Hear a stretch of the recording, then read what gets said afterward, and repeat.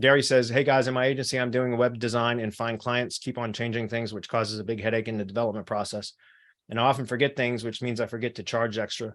Do you know of a good form template I can use to capture a brief at the start? And that way, anything that goes outside of that, I can charge for. I don't know of a good brief template. Adam might have one, but you could just create a scope of work that you get the client to sign off on before. It doesn't have to be a contract or anything like that. I don't do contracts in my business. I don't. Okay. It's month to month.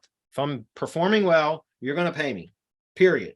So I don't do contracts, but have a scope of work and have everybody agree to it ahead of time and understand that if they make changes to the original scope of work, that they're going to be billed for it.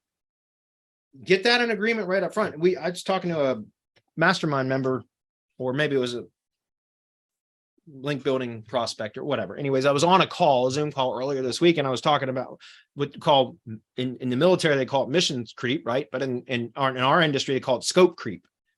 And that is where, if you give an inch, your clients will take a mile.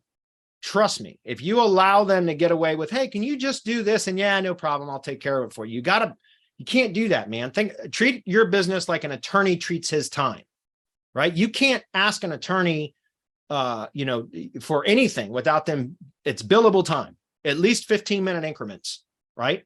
If you ask an attorney anything, that's billable time, man. You might be charged 15 minutes, but that, if you're paying $300 an hour, that's $75 you just paid for 15 minutes for one fucking question, right? It might have taken 2 minutes to answer, but you're getting billed for that, right?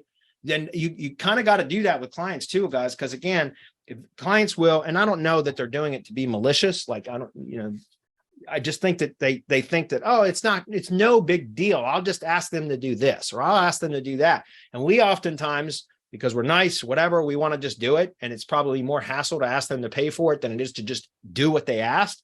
But as soon as you do that one time, that opens the door for them to ask again and again and again.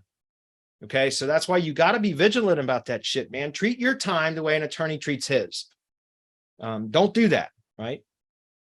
Get a scope of work up front and have everybody agree to it. That way, when they do ask you to do something different and you do send them a bill for it, and they come to you saying like, what is this for? You can show them, remember this agreement that we all signed on before we started the work? Yeah, that's what this is in reference. That's what this is regarding. Okay. Otherwise, guys, people will take advantage of you. Ask me how I know.